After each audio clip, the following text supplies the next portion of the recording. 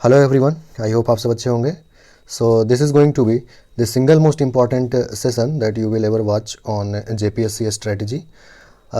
मैं आपसे रिक्वेस्ट करूंगा कि इसको आप पूरा देखिए और जितना भी आपका कन्फ्यूज़न है जेपीएससी की प्रिपरेशन को लेकर उसको मैं यहाँ पर दूर करने का प्रयास करूँगा। आप में से कई व्यूअर्स ने काफ़ी टाइम से मुझे रिक्वेस्ट कर रखा है कि मैं एक कंसोलिडेटेड स्ट्रेटजी आपको बताऊं जेपीएससी प्रीलिम्स और मेंस के लिए। तो ये जो वीडियो है और इसके बाद मैं एक पीटी स्पेसिफिक बताऊंगा और एक मेंस स्पेसिफिक कुछ बातें आपको बताऊंगा इंक्लूडिंग बुक लिस्ट अगेन। और इस सेशन में एक कंसोलिडेटेड कुछ बातें मैं यहाँ पर आपसे करने वाला हूँ। उम्मीद है कि इसको सुनने और समझने के बाद आप ये नहीं पूछेंगे कि एग्ज़ामिनेशन का नोटिफिकेशन कब आने वाला है, क्योंकि आपको एक्चुअल में समझ में आएगा कि कितना कुछ काम यहाँ पर करना होता है। आपका सवाल जो होगा खुद से वो ये होगा कि जब भी आए नोटिफिकेशन तो मैं रेडी हूँ या नहीं हूँ। जब भी नोटिफिकेशन आएगा, जब भी एग्ज़ामिनेशन आएगा तो मैं कर पाऊँगा या कर पाऊँगी या फिर नहीं, ये क्वेश्चन आपके अंदर उठना ज़्यादा ज़रूरी है। नोटिफिकेशन आज नहीं तो कल आ ही जाएगा, 1 महीना नहीं 2 महीना, 2 महीना नहीं 3 महीना, आना तो है ही उसको, तो नोटिफिकेशन आ ही जाएगा। तो उसके बारे में ज़्यादा चिंतित मत होइए, सिलेबस बहुत बड़ा है, ठीक है। कोशिश कीजिए कि इसको अच्छे से करने का, जितना टाइम मिल रहा है इसको एज बोनस यूटिलाइज़ कीजिए। आई नो कई सारे मित्र जो हैं, आप लोग ऑलरेडी काफ़ी टाइम से प्रिपरेशन कर रहे होंगे, तो वो एंग्सियसनेस हो जाता है कि क्यों नहीं आ रहा है नोटिफिकेशन और कितना वेट करें, फ्लो टूटता रहता है, कई बार हल्ला होता है कि आ जाएगा फिर नहीं आता है।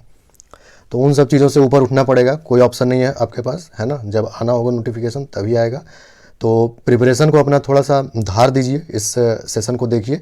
इसमें मैं कुछ कंसोलिडेटेड बात आपसे करने वाला हूँ, ठीक है। आप टॉपिक्स देख सकते हैं, यहाँ पर मैं स्क्रॉल कर रहा हूँ, मैं किन किन मुद्दों पर आपसे बात करूँगा आज। और सेशन थोड़ा लंबा हो सकता है क्योंकि मैं काफ़ी कॉम्प्रिहेंसिवली जो है हर एक बात आपसे अभी डिस्कस करने वाला हूँ। तो बिल्कुल निश्चिंत होकर बैठिए और देखिए इस सेशन को, आपको बहुत ज़्यादा बेनिफिट होगा यहाँ से, ठीक है। तो एक एक करके आगे बढ़ते हैं और हर एक पॉइंट को, हर एक बिंदु को मैं यहाँ पर डिस्कस करता हूँ। नेक्स्ट सेशन में आपको पीटी स्पेसिफिक कुछ बातें बताऊँगा और उसके अगले सेशन में वो सारे सेशंस जो है मैं आपको कोशिश करूँगा कि आज ही जो है उसको मैं अपलोड कर दूँ, ठीक है। तो फिर स्टार्ट करते हैं बिना किसी फर्दर डिले के। और टेलीग्राम पर अगर आप ज्वाइन करना चाहते हैं तो कर लीजिए, कुछ क्वेश्चंस वगैरह मैं वहाँ डालता रहता हूँ, आप बनाएंगे तो थोड़ा टच बना रहेगा, है ना, करंट अफेयर्स वगैरह के। और वहाँ पर मैं कुछ मेंस के भी क्वेश्चन अब दिया करूँगा और उसका सैम्पल आंसर वहाँ पर आपको मैं डाल दिया करूँगा कुछ दिनों में, ठीक है, ताकि बार बार मुझे छोटे से छोटे चीज़ के लिए वीडियो ना बनाना पड़े। तो ज्वाइन कर लीजिए वहाँ पर। ऑल राइट देन, तो इस छोटे से मोनोलॉग के बाद काम की बातों को अब शुरू करते हैं। देखिए सर, सबसे पहला पॉइंट मैं आपके साथ यहाँ डिस्कस करना चाहता हूँ कि एग्ज़ामिनेशन, काफ़ी लोग अपीयर होते हैं एग्ज़ामिनेशन में, ठीक है। फॉर्म तो उससे भी ज़्यादा लोग भरते हैं, है ना, 4 लाख 5 लाख आजकल तो ऐसा ही ट्रेंड चल रहा है। आने वाले समय में और भी ज़्यादा लोग फॉर्म डालेंगे और भी ज़्यादा लोग एग्ज़ामिनेशन में अपीयर होने के लिए जाएंगे। लेकिन आपको इतना समझना होगा कि वहाँ पर सीरियस कैंडिडेट्स का संख्या आप मान कर चलिए 10 to 15% ही होता है। तो उसके उसके चलते बहुत ज़्यादा घबराना नहीं है। और एक्चुअली में जो क्वालिफाई होकर जाते हैं उनमें एक चीज़ जो मैं बहुत कॉमन पाता हूँ वो है मोटिवेशन और डिसिप्लिन। पढ़ाई के प्रति ये दो चीज़ उनमें कूट कूट कर भरा रहता है, ठीक है। मैं ये नहीं कहता हूँ कि जिनका सिलेक्शन 2 मार्क्स 10 मार्क्स 15 मार्क्स से नहीं होता है उनमें ये चीज़ लैक करती हैं, ठीक है, उनमें भी ये चीज़ें होती हैं। तो इसलिए उनका भी इक्वल प्रोबेबिलिटी होता है सिलेक्शन हो जाने का। लेकिन चूंकि सीट्स लिमिटेड है तो कुछ ही का होगा, इसका मतलब ये नहीं कि वो अच्छे स्टूडेंट्स नहीं थे।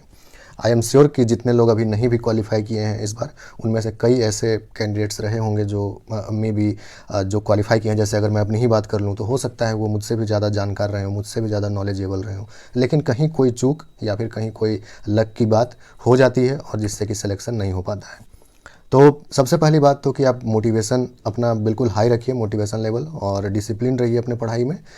और दूसरी बात कि कभी भी अपने जो भी आपका अब तक का एकेडमिक बैकग्राउंड रहा है उन सब चीज़ों को लेकर टेंशन लेने का ज़रूरत बिल्कुल भी नहीं है। जब आप वहाँ पर जाएंगे सेलेक्ट होकर तो आप देखेंगे कि हर एक बैकग्राउंड के लोग वहाँ पर आते हैं। कुछ जॉब में होते हैं, कुछ जॉब में नहीं होते हैं, कुछ गांव कस्बों के स्कूलों में पढ़ाई कर कर यहाँ तक पहुँचे हैं, तो कुछ बहुत ही बड़े बड़े और अच्छे संस्थानों से यहाँ पर पढ़ाई करके पहुँचे हैं, आईआईटी वगैरह से। तो पॉइंट ये है कि ये सब चीज़ों को अपने दिमाग से निकाल दीजिए। हर एक तरह के स्टूडेंट्स का वहाँ इक्वल अपॉर्चुनिटी है, ये बिल्कुल एक जनरलिस्ट एग्ज़ाम है। और आप देखिए कि अगर बात करूँ मैं जॉब में रहने वाले जो भी कैंडिडेट्स थे, जो कि ऑलरेडी जॉब में थे और तैयारी कर रहे थे, एक बार उनका मोटिवेशन सोच कर देखिए कि सारा दिन काम करने के बाद भी उनमें इतना मोटिवेशन होता है कि रात को बैठ कर पढ़ते होंगे 4 या 5 घंटे, तब जाकर उनका सिलेक्शन हो पाया है। जॉब भी हर एक प्रोफाइल के लोगों से मिला मैं वहाँ पर, जैसे कि कोई PSU में है, कोई MNC में है, बड़े बड़े देश तो देश विदेशों में भी लोग काम करके वापस जो है इंडिया यहाँ पर जो है सो लौटे हैं सिविल सर्विसेज में। तो पॉइंट ये है कि बिल्कुल भी डीमोटिवेट नहीं होना है कभी भी, कि आपका ये सिचुएशन है तो आप नहीं कर सकते हैं। वहाँ पर एक से एक सिचुएशन से आए हुए लोगों से मैं मिला हूँ और मुझे लगता है कि उनका स्टोरी काफ़ी इंस्पायरिंग और मोटिवेटिंग है। कभी मौका मिलेगा तो कुछ लोगों से मैं आपको ज़रूर मिलवाने का प्रयास करूँगा यहाँ पर चैनल पर, ठीक है। और बिल्कुल भी अगर आप बिल्कुल साधारण आपका अब तक का रिजल्ट रहा है आपका एकेडमी का, है ना, आप बिल्कुल अपने गाँव में कस्बों में सिंपल सा पढ़ाई किए हैं, तो भी बिल्कुल आपको चिंता करने की ज़रूरत नहीं है। सही दिशा में अगर आप आज से भी मेहनत करना शुरू करते हैं तो एग्ज़ाम आपके पकड़ में है। ऐसा कुछ, ये एग्ज़ाम बहुत मुश्किल भी नहीं है कि नहीं किया जा सके किसी के लिए, और बहुत आसान भी नहीं है कि कोई भी कर लेगा, है ना। इसके लिए कुछ क्वालिटीज़ चाहिए, वो आपको डेवलप करनी होगी। तो पहला पॉइंट जो भी मैंने आपको समझाया, इसको ध्यान रखिएगा। डीमोटिवेट नहीं होना है, डिसिप्लिन रहना है, और अपना जो भी आपका अब तक का बैकग्राउंड रहा है, चाहे आपका वर्क प्रोफाइल हो, चाहे आपका एकेडमिक प्रोफाइल हो, या कुछ भी हो, वो सब चीज़ें मायने नहीं रखता है अगर आप सही दिशा में अच्छे से प्रयास करेंगे तो। ऑलराइट, सेकेंड पॉइंट जो मैं यहाँ पर आज आपसे डिस्कस करने वाला हूँ, बहुत एक इंपॉर्टेंट पॉइंट है, क्योंकि मुझसे भी कई बार ये सवाल पूछते हैं आप लोग।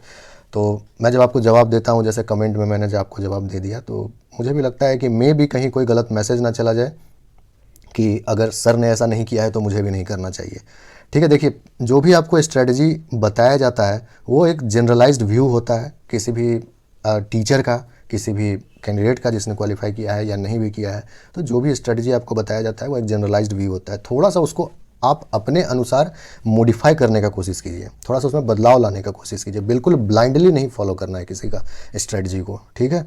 अब जैसे कि मुझसे किसी ने तो पूछा था कि आपने कितने टेस्ट लिखा था, या फिर कितना आप कहाँ पर टेस्ट सीरीज लिए थे, तो मैंने उससे कह दिया कि मैंने कोई टेस्ट सीरीज नहीं लिया था, मैंने कोई टेस्ट नहीं लिखा है। तो ऐसा नहीं मैसेज चला जाना चाहिए कि अच्छा टेस्ट सीरीज इंपॉर्टेंट नहीं है, या फिर सर ने नहीं किया तो मुझे भी नहीं करना चाहिए। टेस्ट सीरीज जो है वो हमारा वीक पॉइंट नहीं है, मतलब टेस्ट या आंसर राइटिंग जो है वो हमारा वीक पॉइंट नहीं था, तो उसके लिए मुझे टेंशन नहीं था। तो मुझे अपने अनुसार देखना होगा कि मैं क्या सही कर सकता हूँ, क्या अच्छा कर सकता हूँ, या फिर मैं क्या बुरा कर सकता हूँ एग्जामिनेशन में, है ना। मेरा स्ट्रेंथ क्या है, मेरा वीकनेस क्या है। तो अपना कैपेबिलिटी को पहचानना ज़रूरी है, अपना कैपेबिलिटी को पहचानिए, ठीक है। दूसरे क्या कर रहे हैं बस आइडिया लीजिए कि क्या क्या किया जाता है, इसको एक प्रोसेस की तरह समझिए कि इस एग्जामिनेशन को निकालने के लिए क्या क्या करना ज़रूरी है, और उसको आप देखिए कि मुझे क्या ज़रूरी होगा, ठीक है। तो अपनी बात कीजिए, अपने बारे में सोचिए, दूसरे से मत देखिए। कोई साइंस का स्टूडेंट है आपको बोल देगा कि साइंस तो बस लूसेंट पढ़कर काम चल गया, लेकिन अब आपका काम चल रहा है कि नहीं ये भी तो देखना होगा। अगर आप साइंस के स्टूडेंट नहीं है तो मे भी आपको 8, 9, 10 का NCERT पढ़ना पड़ सकता है ना। हमारा आंसर राइटिंग बहुत बढ़िया है। मुझे नहीं याद है कि मैंने अपने लिए कभी भी यूट्यूब पर वीडियोज़ बनाने के लिए मैंने कुछ आंसर्स लिखे थे, जो कि मैंने आप लोगों को भी दिया वो चैनल पर वीडियो के माध्यम से, बट उसके अलावा मुझे नहीं याद है कि मैंने कोई भी आंसर लिखा होगा। तो इसका मतलब ये नहीं है कि किसी को भी ज़रूरत नहीं है। आंसर राइटिंग एक बहुत इंपॉर्टेंट एस्पेक्ट है, बट मेरे लिए वो महत्वपूर्ण नहीं था क्योंकि मुझे वो चीज़ में कमांड है, ठीक है। तो कभी भी इस तरह की बातों में दूसरों से आइडिया लेने से अच्छा है कि आप अपने आप को देखिए कि आपको किस चीज़ का नीड है। मुझे बायोलॉजी में बहुत प्रॉब्लम था, ठीक है। साइंस का जिस दिन लास्ट पेपर था तो उससे मैं लगभग 1 सप्ताह पहले से सिर्फ बायो ही पढ़ता था साइंस में, सिर्फ बायो और कुछ भी नहीं। मुझे साइंस एंड टेक से, टेक्नोलॉजी डेवलपमेंट से प्रॉब्लम नहीं, मुझे इन्वायरमेंट से प्रॉब्लम नहीं, मुझे एग्रीकल्चर में प्रॉब्लम नहीं, मुझे फिजिकल साइंस में प्रॉब्लम नहीं, मुझे सिर्फ बायो में प्रॉब्लम था। मैं सिर्फ बायो ही पढ़ रहा था, ठीक है। तो द पॉइंट इज़ कि आपको अपने आप को पहचानना होगा, ठीक है। ज़्यादा दूसरे क्या आपको बता रहे हैं बस आइडिया लीजिए उससे, अपने ऊपर अप्लाई करने से पहले एक बार अपने आप को देखिए कि आपके लिए वो सूटेबल रहेगा या नहीं जो उसने पॉइंट आपको बताया है, ठीक है। तो एकदम ब्लाइंडली नहीं फॉलो करना है किसी का भी स्ट्रेटजी, और अपने हिसाब से जो है उसको मॉडिफाई करना चाहिए, ठीक है। ऑलराइट, नेक्स्ट पॉइंट यहाँ पर जो डिस्कस करेंगे वो सिलेबस के बारे में। सिलेबस को बहुत लोग महत्व नहीं देते हैं, बिल्कुल बस बुक ले आए और पढ़ना स्टार्ट कर दिए। देखिए, जिस दिन से आप डिसाइड करते हैं कि आपको सिविल सर्विसेज का प्रिपरेशन करना है, उस दिन से लेकर जब तक आपका सिलेक्शन नहीं हो जाता है, आप कुछ भी पढ़ते हैं, कुछ भी देखते हैं, कुछ भी वीडियो देखते हैं, एजुकेशनल चीज़ देखते हैं, तो आपको समझ में आना चाहिए कि जो आप देख रहे हैं क्या आपके सिलेबस में कहीं पर वो रेलेवेंट है या नहीं, कहीं पर वो काम आएगा या नहीं। अगर नहीं आएगा तो फिर उसको नहीं देखना है, उसको नहीं पढ़ना है, ठीक है। हाँ, लीजर के लिए आप पढ़ सकते हैं, एंटरटेनमेंट के लिए कर सकते हैं कुछ देर, लेकिन पढ़ाई के नज़रिए से कुछ भी नहीं पढ़ने लगना है। सिलेबस इसीलिए भी आपके दिमाग में हमेशा होना चाहिए। अगर सिलेबस आपके दिमाग में नहीं रहेगा तो आप कहाँ पर क्या वीडियो देख रहे हैं, क्या आप पढ़ाई कर रहे हैं, उसको आप रिलेट नहीं कर पाइएगा अपना कंटेंट से, अपना तैयारी से, ठीक है। तो सिलेबस को 4 बार 5 बार पढ़िए। कोई भी सब्जेक्ट लेके बैठते हैं, इकोनॉमी लेके बैठे हैं पढ़ने के लिए, तो सिलेबस को देखिए, अपने सामने रखिए सिलेबस को। सिलेबस हमेशा आपके टेबल पर होना चाहिए। ऐसा होना चाहिए ना कि इंटरव्यू जाते जाते तक वो सिलेबस जो है बिल्कुल आपको रटा जाना चाहिए, ठीक है ना। तो सिलेबस जो है एक इंपॉर्टेंट एस्पेक्ट है आपका प्रिपरेशन का। सिलेबस को इग्नोर मत कीजिए, सिलेबस डाउनलोड कीजिए, प्रिंट करवाइए और उसको जो है रखिए अपने पास हमेशा अपने पढ़ाई के टेबल पर। वेरी इंपॉर्टेंट थिंग, आप हमेशा इस बात को ध्यान रखिएगा, क्योंकि आप ऐसे कभी आप जज ही नहीं कर पाएंगे कि जो आप पढ़ाई कर रहे हैं वो आपके सिलेबस में कहाँ काम आने वाला है, आपके एग्ज़ाम में कहाँ पर काम आने वाला है। ऑलराइट, नेक्स्ट जो पॉइंट मैं अभी डिस्कस करूँगा, थोड़ा सा ऑप्शनल लैंग्वेज पेपर के बारे में एक बार फिर से बात कर लेते हैं। देखिए एग्जामिनेशन में जैसे यूपीएससी देते हैं या फिर बिहार वगैरह में, तो क्या है कि वहाँ पर ऑप्शनल पेपर होता है, सबको पता है, जहाँ पर कि अलग अलग सब्जेक्ट्स लोग ऑप्ट करते हैं, जैसे सोशियोलॉजी हो गया है ना, ज्योग्राफी हो गया, कोई मैथमेटिक्स लेता है। यहाँ पर क्या है, लैंग्वेज पेपर है। तो लैंग्वेज पेपर है तो आपको पता है 150 मार्क्स का ये पेपर होता है, ओके। और बाकी जो जीएस पेपर है वो 200 मार्क्स का होता है, ठीक है। 4 पेपर टोटल होता है। तो ये जो एस्पेक्ट है ये बहुत इंपॉर्टेंट एस्पेक्ट है। मैं ज़्यादा कुछ इस पर अब कमेंट नहीं करूँगा, इस पर मैं ऑलरेडी कई बार आपको चीज़ें बता चुका हूँ। किसी सब्जेक्ट से ज़्यादा लोग अपीयर करते हैं, ठीक है, ज़्यादा लोग किसी सब्जेक्ट में अपीयर करते हैं तो उससे क्वालिफिकेशन भी ज़्यादा होता है। किसी सब्जेक्ट से कम लोग अपीयर करते हैं तो उससे क्वालिफिकेशन भी कम होता है। कुछ ऑप्शनल सब्जेक्ट ज़्यादा मार्क्स फेच करते हैं, ये बात सही है, ये दूसरे पब्लिक सर्विस कमीशन के लिए भी और यहाँ भी, ठीक है। तो ऑप्शनल सब्जेक्ट जो है, ज़्यादा कौन सा ऑप्शनल सब्जेक्ट आपको अच्छा मार्क्स फेच करेगा इसका कोई गारंटी नहीं है, ठीक है। जैसे कि कह लीजिए कि कभी होता है कि ज्योग्राफी में बहुत अच्छा मार्क्स आ गया ऑप्शनल पेपर में, ठीक है, कभी आपको हिस्ट्री में अच्छा मार्क्स आ गया, आजकल मैथ्स में बहुत अच्छा मार्क्स आ जाता है बिहार में, है ना। मैथमेटिक्स में 300 मार्क्स का ऑप्शनल होता है तो काफ़ी लोग मार्क्स उसमें लाते हैं। तो वहाँ पर कैचअप कभी नहीं कर सकता है एक, आप कह सकते हैं कि ह्यूमैनिटीज़ बैकग्राउंड का जो भी वो एग्जामिनेशन दे रहा है वो कैचअप नहीं कर पाता है। तो इसके लिए तो आपको फिर पूरा अपना स्ट्रेटजी ही चेंज करना पड़ेगा स्टार्टिंग से ही। अब सब लोग तो मैथमेटिक्स लेकर पढ़ नहीं सकता है, सेम चीज़ यहाँ पर भी है। अगर आपका कमांड एक रीजनल लैंग्वेज पे अच्छा है तो उसी को ऑप्ट कीजिए। अगर रीजनल लैंग्वेज पे अच्छा है कमांड तो उसी को ऑप्ट कीजिए। अगर कमांड अच्छा नहीं भी है और आपको ऐसा लगता है कि रीजनल लैंग्वेज में ज़्यादा मार्क्स आता है तो आप जो है आज से अभी से उस लैंग्वेज को लेकर तैयारी स्टार्ट कर दीजिए। आपको कल ही नहीं एग्ज़ाम लिखना है, एग्ज़ाम लिखने में भी काफ़ी समय है। कई सारे मैं कैंडिडेट्स से मिल चुका हूं जो अब क्वालिफाई कर चुके हैं, जो कि बिल्कुल नोटिफिकेशन आने के बाद जो है वो तैयारी स्टार्ट किए थे और उनको जो है सो मतलब जैसे उनका हिंदी या इंग्लिश लेते वो, लेकिन उन्होंने रीजनल लैंग्वेज ऑप्ट किया और उससे वो क्वालिफाई किए हैं। तो जो भी आप लोगों में से मन बना रहे हैं जो रीजनल लैंग्वेज में जिनका कमांड नहीं भी है और लेना चाहते हैं, एकदम आराम से लीजिए, कंप्लीट किया जा सकता है क्योंकि लोगों ने किया है ऑलरेडी कंप्लीट। तो डरने का बात इसमें नहीं है, रीजनल लैंग्वेज लीजिए। रीजनल लैंग्वेज जो है ठीक है, काफ़ी ज़्यादा लोग इससे अपीयर हुए थे इस बार भी और काफ़ी ज़्यादा लोग क्वालिफाई भी किए हैं रीजनल लैंग्वेज से, ठीक है। वैसे सबसे ज़्यादा जो पॉपुलर रहा है, जो मुझे क्वालिफाइड कैंडिडेट्स में दिखा है, कोई रिसर्च या सर्वे नहीं किया हूँ मैं, बट बातचीत में मुझे ऐसा लगता है कि सबसे ज़्यादा पॉपुलर जो है जो वहाँ पर कह सकते हैं आप जिन्होंने क्वालिफाई किया है वो जैसे खोरठा लैंग्वेज से हैं, उसके बाद इंग्लिश से हैं, इंग्लिश से भी काफ़ी लोग हैं, ठीक है। तो ये दोनों मुझे लगता है सबसे ज़्यादा पॉपुलर है कैंडिडेट्स के बीच, एस्पिरेंट्स के बीच, क्योंकि इससे ज़्यादा लोग एग्ज़ाम में अपीयर हुए थे, ठीक है। तो मुझे ऐसा लगता है कि ये दोनों सबसे पॉपुलर सब्जेक्ट हैं और रीजनल लैंग्वेजेस में से अगर आप कोई और भी लेना चाहते हैं तो उससे भी नागपुरी से भी क्वालिफाइड कैंडिडेट से मैं मिला हूँ। तो I want to make a point कि आप अगर लगता है आपको कि इंग्लिश या हिंदी जो है ठीक नहीं रहेगा या मार्क्स नहीं उठेगा इसमें अच्छा, तो आप रीजनल लैंग्वेज ले लीजिए। अभी बहुत समय है, तैयारी हो जाएगा। कई लोग किए हैं ऐसा तैयारी, ठीक है, जिनको कि बिल्कुल भी नहीं आता है रीजनल लैंग्वेज, लेकिन वो पढ़ाई करके आप उसमें जो है प्रोफिशिएंसी वो लोग हासिल किए और अच्छा किए एग्जामिनेशन में और क्वालिफाई भी किए, ठीक है। तो जो भी हिंदी इंग्लिश वाले कैंडिडेट सुन रहे हैं जो कि अब तक नहीं पढ़े हैं regional language, you can opt for that, no problem in that. और अगर नहीं करना चाहते हैं ऑप्ट, तो आप जो लेना चाह रहे हैं इंग्लिश लेना है, इंग्लिश लीजिए। कई लोग क्वालिफाई किए हैं इंग्लिश से, है ना, इंक्लूडिंग मी, मेरा भी ऑप्शनल इंग्लिश ही था। तो ऑप्शनल लैंग्वेज के विषय में इतना ही कहना है, ये दोनों मोस्ट पॉपुलर है, ठीक है। बाकी आपकी इच्छा, आप कोई भी ऑप्शनल लैंग्वेज ले सकते हैं। हर एक कई सारे ऑप्शनल लैंग्वेजेस के स्टूडेंट्स से मैं वहाँ पर, कैंडिडेट्स से मैं वहाँ पर मिल चुका हूँ, ठीक है। अब बात करते हैं एक और इम्पॉर्टेंट टॉपिक पर, वो है क्वालिटी ऑफ क्वेश्चन, ठीक है। इसको मैं 2 पार्ट में आपसे थोड़ा सा डिस्कस करूँगा, मेंस और प्रीलिम्स, ठीक है। चलिए प्रीलिम्स के बारे में थोड़ा सा बात कर लेते हैं। 6th जेपीएससी में जो क्वेश्चन था प्रीलिम्स का, उसको आप इजी टू मॉडरेट कह सकते हैं, ठीक है। 7th जेपीएससी में जो क्वेश्चन था वो मॉडरेट टू टफ था। पर जब ऐसा हम कहते हैं किसी पेपर को टफ कहते हैं या फिर कह लीजिए कि टफ ही था, तो उसका एक्चुअली मतलब क्या होता है? क्या अगर पीटी में 100 क्वेश्चन आया तो 100 का 100 टफ था? नहीं, ऐसा कुछ नहीं है। मैंने एक क्वेश्चन का एनालिसिस किया, ठीक है। क्वेश्चन का जब मैंने एनालिसिस किया तो पेपर वन में अगर इजी, मीडियम और टफ क्वेश्चन का संख्या, जो एक नॉर्मल कैंडिडेट जो ठीक से तैयारी किया है उसका क्या मानना था कि कौन सा क्वेश्चन इजी है, कौन सा मीडियम है, कौन सा टफ है, तो मैंने उसका संख्या निकाला, ठीक है। तो मैंने पाया कि लगभग 47 क्वेश्चन यहाँ पर इजी था, 29 मीडियम और 24 जो है वो टफ क्वेश्चन था। अगर पेपर 2 का बात किया जाए, जो झारखंड स्पेसिफिक जो पेपर होता है उसका अगर बात किया जाए, तो लगभग 53 क्वेश्चन जो है वहाँ पर इजी कैटेगरी में मैं रखूँगा, 23 जो है वो मीडियम में और 24 जो है वो टफ कैटेगरी में मैं रखूँगा यहाँ पर। ये संख्या थोड़ा ज़्यादा होने से क्या होता है, पेपर ओवरऑल टफ दिखने लगता है, ठीक है।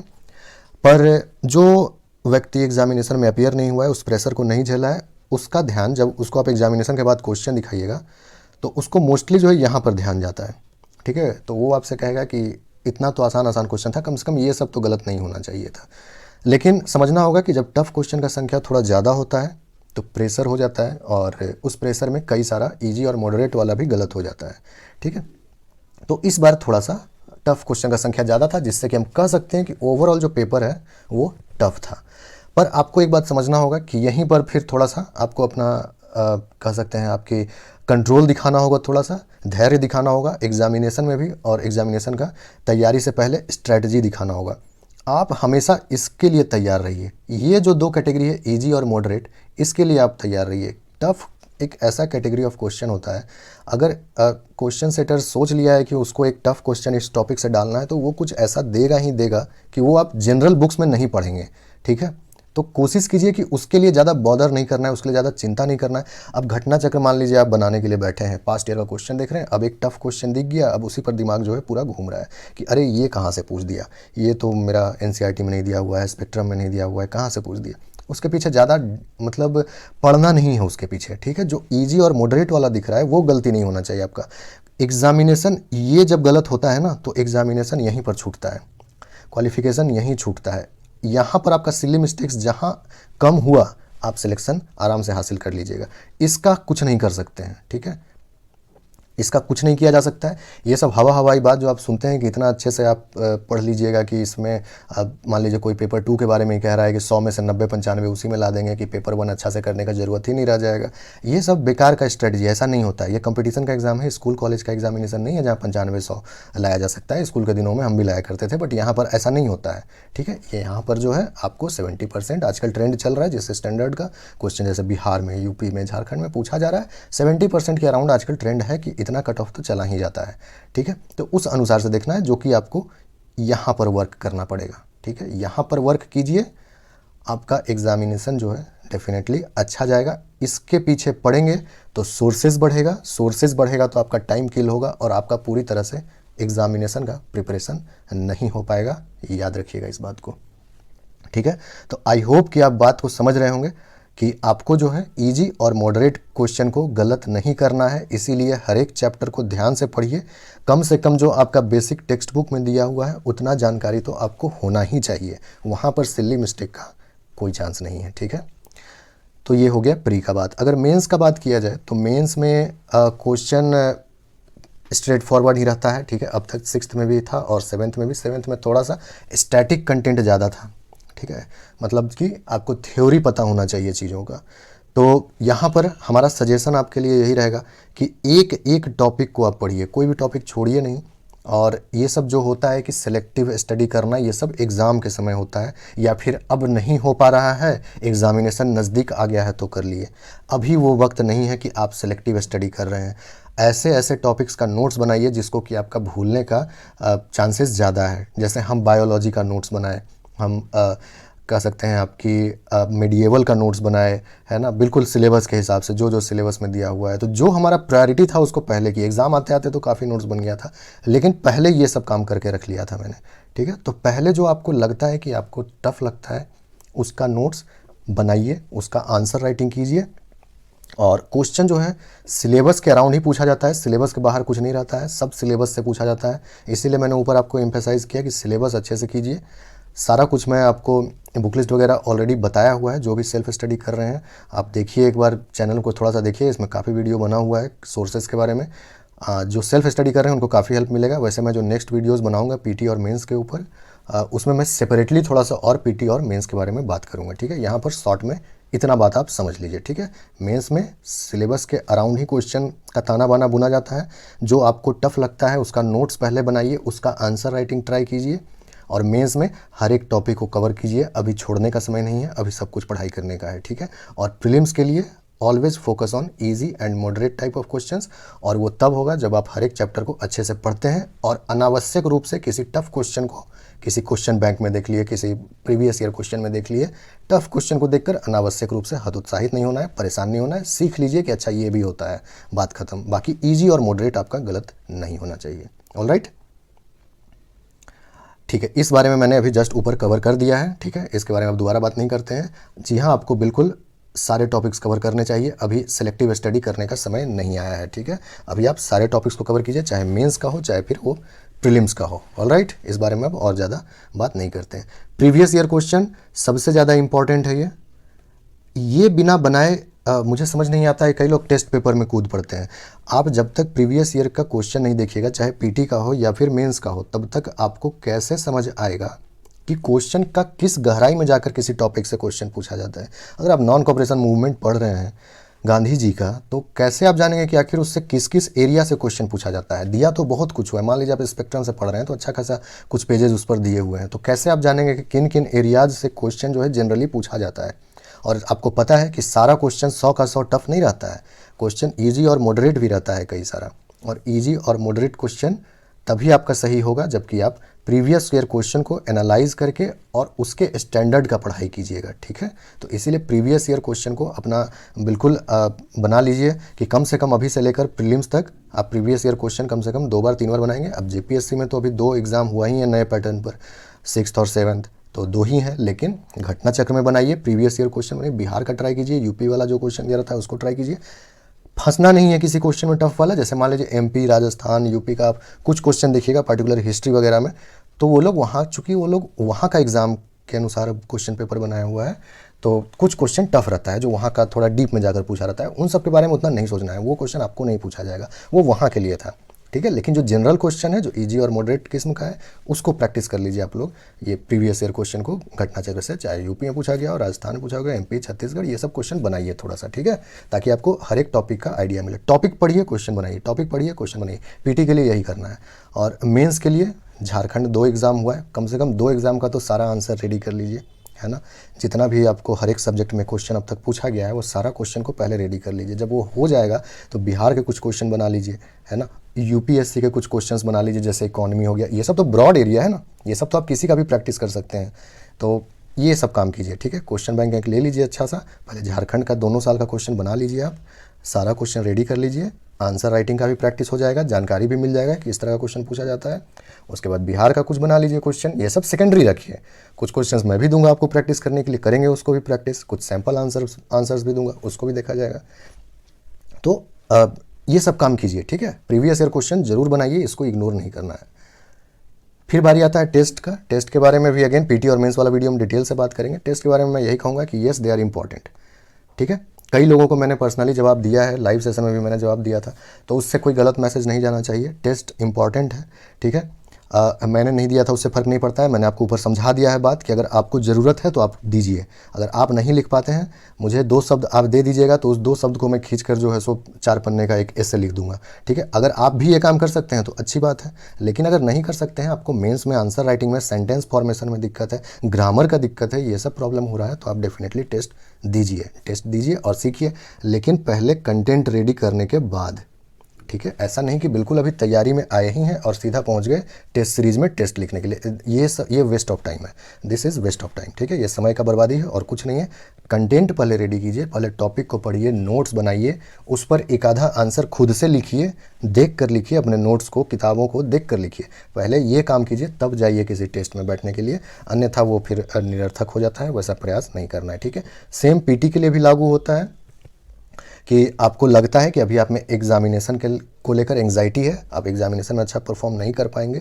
अगर आप कुछ टेस्ट नहीं दिए वैसे इन्वायरमेंट में, तो प्लीज़ कुछ टेस्ट दीजिए, ठीक है। यूट्यूब पर देना है, यूट्यूब पर देखिए, बनाइए आप जैसे मैं भी पिछले बार करवाता था 100 क्वेश्चन का, खुद से कॉपी पेन लेकर कीजिए उसको। अगर आपके पास रिसोर्स नहीं है तो वैसे भी आप कर सकते हैं, और रिसोर्स नहीं है तब भी आप रिसोर्स है तब भी प्रैक्टिस कर सकते हैं। अगर आपके पास ऑफलाइन टेस्ट अवेलेबल है तो वहाँ जाकर दीजिए, ऑनलाइन अवेलेबल है तो उसको दीजिए, जो भी दीजिए ईमानदारी से दीजिए। ये टेस्ट में आपको नंबर लाकर और दुनिया को दिखाकर कोई फ़ायदा नहीं है, ठीक है। वो सब अपने तक रखिए, अपने आप को एनालाइज कीजिए। टेस्ट 2 घंटे का होता है, उसके बाद करीब 4 घंटे आपको लगना चाहिए उसका एनालिसिस करने के लिए। अगर आप ये काम नहीं कर रहे हैं तो ये 2 घंटे आप समझ लीजिए कि वेस्ट करके आए हैं, ठीक है। पीटी का टेस्ट दिए, 4 घंटे कम से कम लगाइए एनालिसिस पे कि किस क्वेश्चन को आप तुक्का मारकर सही किए हैं, किस क्वेश्चन को 100% आप सही जानते थे, किस क्वेश्चन में आपको बिल्कुल आइडिया नहीं था, उस टॉपिक को फिर से थोड़ा सा करेंगे। ये होता है इवैल्यूएट करना अपना परफॉर्मेंस को, ठीक है। वो टेस्ट में गए, किसी को रैंक 1 आ गया, किसी को रैंक 2 आ गया, किसी को 10 आ गया, किसी को 20 आ गया, वो सब करके जो है सो वो कोई बहुत बड़ी बात नहीं है, ठीक है। वहाँ पर सैम्पल स्पेस बहुत छोटा होता है, रियल एग्जामिनेशन बहुत बड़ा होता है। ये एनालिसिस कीजिए, अपने आप को एनालाइज कीजिए, ठीक है। आप अभी कहाँ स्टैंड कर रहे हैं अपने इंस्टीट्यूट में, या फिर ऐसे ही ऑनलाइन दे रहे हैं तो क्या स्टैंड कर रहे हैं, वो सब बहुत ज़्यादा मैटर नहीं करता है। आप अपने आप को देखिए कि आप जो है एग्ज़ामिनेशन में वहाँ पर अच्छा परफॉर्म करने लायक आपका स्टैंडर्ड हुआ है या नहीं हुआ है, ठीक है। तो ट्राई दीज थिंग्स। और नेक्स्ट फिर रिवीजन बहुत इंपॉर्टेंट एस्पेक्ट है। ट्रस्ट मी ऑन दिस कि रिवीजन अगर आप नहीं करते हैं रेगुलरली तो कोई चीज़, मतलब ऐसा समझ लीजिए कि आप पढ़े ही नहीं है, ठीक है। जैसे कोई टॉपिक है, कोई लेसन है, मान लीजिए लेसन 1 आप पढ़े हैं किसी सब्जेक्ट का, और इसको आप रिवाइज़ नहीं किए, और हम जो है उसको कभी पढ़े ही नहीं, ठीक है। तो आप पढ़े और कभी रिवाइज़ नहीं किए, हम कभी पढ़े ही नहीं, हम दोनों का स्टेटस एक ही जैसा रहेगा एग्जामिनेशन में जब क्वेश्चन आएगा तो, चाहे पीटी हो या मेंस हो, ठीक है। रिवीजन बहुत इंपॉर्टेंट है। या तो आप हर रोज़ रिवाइज़ कीजिए, हर रोज़ 1 घंटे का स्लॉट रखिए जो आप पिछले दिन पढ़े हैं उसको रिवाइज़ करने का, या फिर कम से कम वीक में 2 दिन या 1 दिन तो कम से कम ज़रूर रखिए जिस दिन आप कुछ भी नया बात नहीं पढ़ेंगे, उस दिन सिर्फ रिवीजन होगा, ठीक है। अगर आप अभी मान लीजिए मॉडर्न इंडिया कर रहे हैं और इस वीक आप मॉडर्न इंडिया का 4 चैप्टर ओवर किए, तो संडे को बिल्कुल आप ईयर मार्क कीजिए कि उस दिन हमको वो चारों चैप्टर अगेन रिवाइज़ करना है। उस पर पीटी का कुछ क्वेश्चंस बनाएंगे हम, उस पर मेंस का देखेंगे कि क्या अब तक जेपीएससी कुछ पूछा है, बिहार कैसा क्वेश्चन पूछता है, यूपीएससी कैसा क्वेश्चन पूछा है उस पर, उन 4 चैप्टर्स से। तो थोड़ा सा ये सब काम कीजिए, तभी जो है आपका ओवरऑल प्रोग्रेस होगा प्रिपरेशन में। ऑलराइट, तो revision is very important. Revision नहीं तो एग्ज़ाम नहीं। अभी जो समय चल रहा है, अगेन इस पर भी बात करना इंपॉर्टेंट है कि अभी आपको क्या करना चाहिए। अभी कोई नोटिफिकेशन नहीं आया है और अभी चांसेस भी नहीं लग रहा है कि इस महीना या अगले महीना भी आ पाएगा, लेकिन आएगा नोटिफिकेशन। बेहतर होगा कि मेंस का तैयारी कीजिए। मैं आपको हमेशा कहा हूँ कि जब तक एग्जामिनेशन का डेट आपके नज़र में नहीं आ जाता है तब तक आपका 80% टाइम जो है वो मेंस का तैयारी में जाना चाहिए, ठीक है। प्रीलिम्स के लिए कुछ पढ़ लिए साइड से, भी मैं बताऊंगा पीटी वाले वीडियो में, तो ठीक है कोई बात नहीं। नहीं तो मेंस पर आपका पूरा फोकस होना चाहिए। ऑप्शनल लैंग्वेज पेपर तैयार कीजिए, इकोनॉमी पढ़िए, बहुत इंपॉर्टेंट है। उसमें जो है सो क्या कहते हैं, काफ़ी बड़ा है, कंसेप्चुअल चीज़ है। बायो तैयार कीजिए, एग्रीकल्चर साइंस तैयार कीजिए, पब्लिक एडमिनिस्ट्रेशन तैयार कीजिए। ये सब ऐसा चीज़ है जो कि टाइम टेकिंग है। आप कई बार ऐसा होता है ना कि हम पढ़ते ही नहीं हैं, इसलिए हमें पता ही नहीं होता है कि वो कितना मुश्किल है। जब आप करने लगेंगे तो आपको समझ में आएगा कि एक एक टॉपिक करने में पूरा दिन लग जाता है। तो बेहतर होगा कि अभी से लग जाइए, और मेंस का जो सिलेबस है बिल्कुल अपने टेबल पे रखिए और नोट्स बनाना शुरू कीजिए। पीटी पर अभी ज़्यादा फोकस मत कीजिए, मेंस के लिए काम कीजिए। और आपका 80% टाइम है। अगर आप दिन के 10 घंटे पढ़ रहे हैं तो 8 घंटे आपका मेंस में जाना चाहिए, ठीक है। 8 घंटे अगर पढ़ रहे हैं तो लगभग 6 घंटे मेंस में जाना चाहिए आपका प्रोपोर्शनली, ठीक है। तो अभी मैं आपसे कहूँगा मेंस का तैयारी कीजिए, अनावश्यक रूप से बॉदर नहीं करना है दूसरी चीज़ों को लेकर। एक लास्ट पॉइंट मैं डिस्कस करना चाहता था आप लोगों से कि अगर आप सेल्फ स्टडी से पढ़ाई कर रहे हैं तो आपको किन चीज़ों का ध्यान रखना चाहिए किसी को फॉलो करने से पहले। देखिए, मेरा जो पर्सनल इस पर ओपिनियन है, जो मैं भी करता आया हूँ, वो ये है कि या तो मैं किसी ऐसे टीचर को फॉलो करूँगा, ठीक है। पर्टिकुलरली मैं ऐसे लोगों के लिए बता रहा हूँ जो सेल्फ स्टडी करते हैं, क्योंकि उनके पास गाइडेंस जो है, प्रॉपर एक कोचिंग का गाइडेंस जो होता है वो नहीं होता है। तो आप ऐसे शिक्षक को फॉलो कीजिए जिनके पास बहुत एक्सपीरियंस है उस सब्जेक्ट का। जैसे ज्योग्राफी के शिक्षक हैं तो बहुत एक्सपीरियंसड है, एक्सपीरियंसड हो या ना हो, अगर वो ज्योग्राफी के टीचर हैं तो अच्छी बात है, पॉलिटी के टीचर हैं तो अच्छी बात है, ठीक है। मतलब वो काफ़ी समय से पढ़ा रहे हैं या फिर उनका टीचिंग ही उनका प्रोफेशन है, ठीक है। सेकेंड, कि आप जिस एग्ज़ाम का प्रिपरेशन कर रहे हैं उस एग्ज़ाम से संबंधित उनको नॉलेज है, तो आप उन्हें भी फॉलो कर सकते हैं। जैसे कि मैं आपको कुछ बातें बताया करता था, ठीक है। तो हमें इस एग्ज़ाम का एक एक्सपीरियंस था, पीटी का हो गया, मेंस का हो गया, इंटरव्यू का हो गया, ठीक है। इसके अलावा बीपीएससी का एक्सपीरियंस था, यूपीएससी का एक्सपीरियंस था, तो चीज़ें मैं आपको बताने में सक्षम था कुछ हद तक। तो या तो फिर आप हमें फॉलो करते थे, तो मतलब कि कहने का मतलब कि जिसको कि उस एग्ज़ाम से संबंधित एक्सपीरियंस है, ठीक है, कह सकते हैं आप एग्ज़ाम का एक्सपीरियंस है। और बस एक्सपीरियंस नहीं, एटलीस्ट कम से कम पीटी, मेंस, इंटरव्यू हो तो और अच्छी बात है, इन सभी स्टेजेस का एक्सपीरियंस होना चाहिए, ठीक है। तो आप जब भी किसी को फॉलो करते हैं तो थोड़ा सा इस टेस्ट को अपनाइए, या फिर ये, ठीक है, दोनों में से कोई एक होना चाहिए। और अगर दोनों है तब तो फिर मतलब बेस्ट है, उससे बेहतर तो कुछ हो ही नहीं सकता है ना। कई सारे ऐसे सर हैं जो कि पहले खुद सिविल सर्विसेज के लिए कर चुके हैं और अभी जो है सो रेगुलरली कई सालों से पढ़ा रहे हैं लोगों को, बच्चों को, तो वो तो फिर बेस्ट लगता है, उससे बेहतर तो कुछ हो नहीं सकता है। लेकिन इंडिविजुअली भी अगर एग्जामिनेशन का एक्सपीरियंस है किसी को, किसी ने क्वालिफाई किया, एक्सपीरियंस करने का मतलब एटलीस्ट क्वालिफाइड होना चाहिए, है ना, पीटी होना चाहिए कम से कम, कम से कम मेंस हुआ तो और बढ़िया, इंटरव्यू तक गए हैं तो और अच्छी बात है, ठीक है। और नहीं तो फिर टीचर होने चाहिए अच्छे उस पर्टिकुलर सब्जेक्ट के। तो किसी को भी फॉलो कीजिए तो थोड़ा सा देख लीजिए आप, ठीक है, क्योंकि आपके करियर का सवाल है। आप आर्बिट्ररी जो है सो कुछ भी नहीं कर सकते हैं यहाँ पर कि कहीं से भी आप कुछ भी देखने लगे, सुनने लगे और उससे इन्फ्लुएंस होकर आपका पूरा जो है प्रिपरेशन का दशा और दिशा दोनों बिगड़ जाएगा। ऑलराइट, तो ये कुछ बहुत ही कॉमन और जनरल सा बात था जो मैं पहले वीडियो में आपसे डिस्कस करना चाहता था।